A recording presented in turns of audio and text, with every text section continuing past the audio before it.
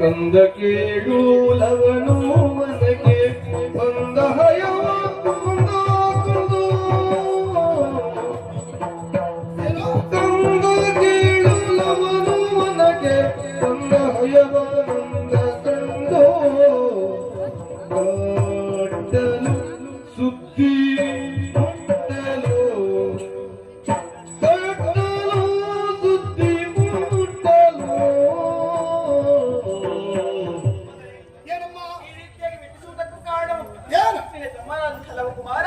ಖುಷಿ ಸಮೀದೇನ ತರುವುದಕ್ಕೆ ಮನಾಂತರಕ್ಕೆ ಹೋದನು.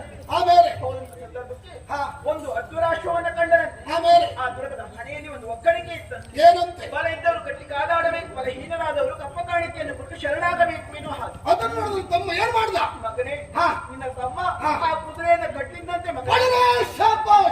ಮೆಚ್ಚಿಲಾಗಬೇಕು. ಕುಮಾರ ಏನು ಅಷ್ಟಕ್ಕೆ ಕಟ್ಟಿದ್ದುದು ಮುಗಿಯಲಿಲ್ಲ. ಮತ್ತೆ ದುರಂತ ಬೆಂಗಾವಲಿಗೆ ಬಂದವರೊಡನೆಯೂ ನಿನ್ನ ತಮ್ಮನಿಗೆ ಹೋರಾಟವಾಯ್ತಂತೆ. ನನ್ನ ತಮ್ಮ ಬಿಡ್ಲಿಕ್ಕಿಲ್ಲವ. ಹೋರಾಟದಲ್ಲಿ ನಿನ್ನ ತಮ್ಮ ಕೈ ಸೋತನಂತೆ ಅವರನ್ನು ಕಟ್ಟಿ ಎಳೆದಂತಾಯ್ತು.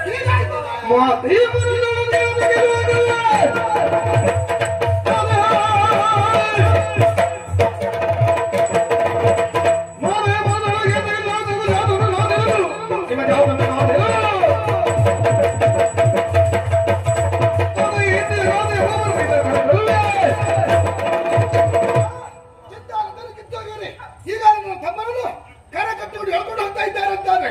ತಮ್ಮನ್ನು ಬಿಡಿಸಿಕೊಂಡು ನಾನು ಬರ್ತಾರೆ. ಸಾಮರ್ಥ್ಯ ಸಾಕಾಗಿ ಮೂರು ಮೂತ್ರ ಮನದ ಬಂದರು.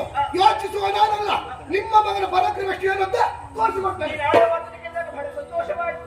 ಆದ್ರೂ ಒಂದು ವಿಚಾರ, ಯಾವುದೇ ಕಾಲಕ್ಕೂ ನಿಮ್ಮ ನಿಜವನ್ನು ಅವರಿಗೆ ಅರಿಹದಿರಿ. ನಾವು ಹೇಳುವವರ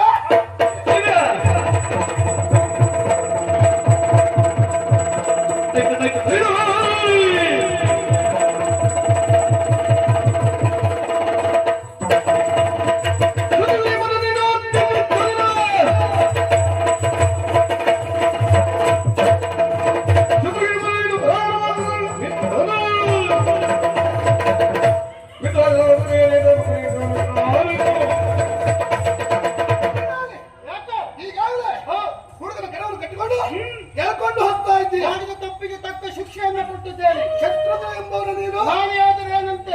ನೀನಲ್ಲಿ ಮಾತು ಉಂಟು. ಏನು ಮಾತು? ಈಗಾಗಲೇ ಅಶ್ವಮೇಧ ಕುದುರೆ ಬೆಂಗಾವಲಿಗಾಗಿ ಬಂದವ ನೀನು. ಈಗಾಗಲೇ ಸೂರ್ಯವಂಶದಲ್ಲಿ ಹುಟ್ಟಿದವ ನೀನು. ಮಿತ್ರದ ಕುಲದ ಕೀರ್ತಿ ಉಳಿಸುತ್ತೀಯ ಅಥವಾ ಮಿತ್ರನ ಅಭಯ ತಟ್ಟನ್ನು ಹೇಳು.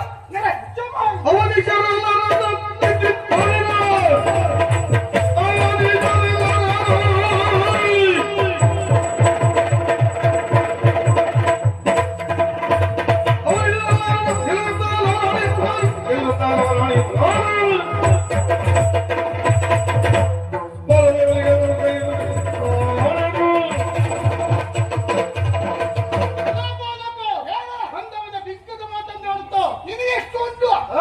ಎಷ್ಟಿದ್ದಕ್ಕಿಲ್ಲ. ನಮ್ಮ ಅಶ್ವವನ್ನು ನೀವು ಬಂಧಿಸಿದ್ದು ಬಂದಿದ್ದು ನಮ್ಮೂರಿಗೆ. ಅದಕ್ಕಾಗಿ ನಾವು ಬಂದದ್ದು.